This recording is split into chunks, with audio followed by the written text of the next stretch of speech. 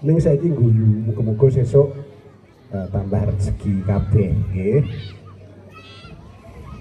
Monggo dipun aturaken. Nggih wis ketemu notasine nggih, monggo. Ayo guyu.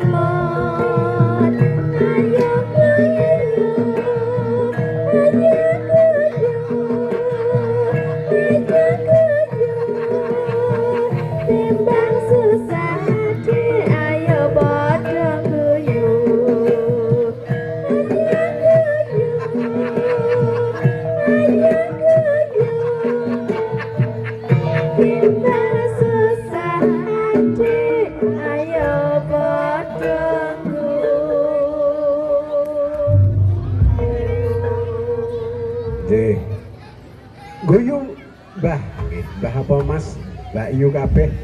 Iki kono ya do guyu nggih. Nyawang sindene ya guyu. Nggih. Pokoknya nyawang sing bejejer aku iki nggih. Nggih, tetep do guyu kabeh nggih. Kira pewarni wae akeh guyune kok nggih. Dipun aturaken nggih lagon malih nggih. Si kucing. Si kucing sing gampang-gampang wae kok.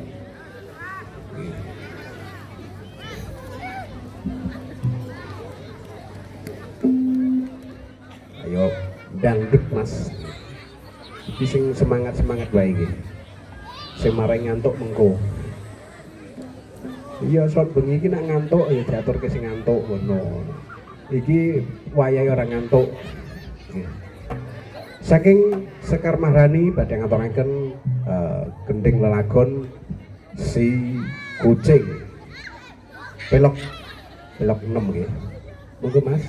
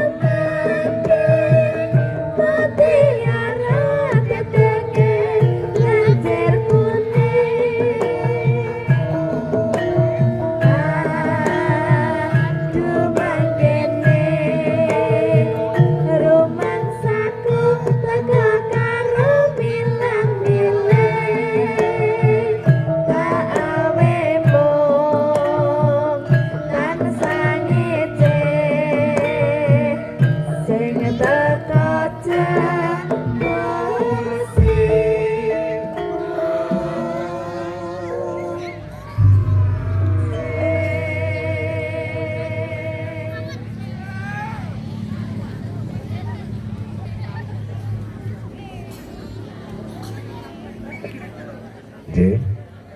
Tasih dipun aturaken malih punika saking keluarga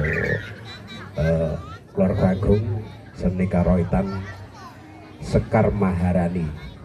Seni Karoitan manunggal handayani rahayuning nagari. Setunggal malih. Nggih. Siji ora apa-apa, telu ora apa-apa, lima ora apa-apa kok. Manut wae iki nggih. Siap nggih. Dipun aturaken aja dipleroki.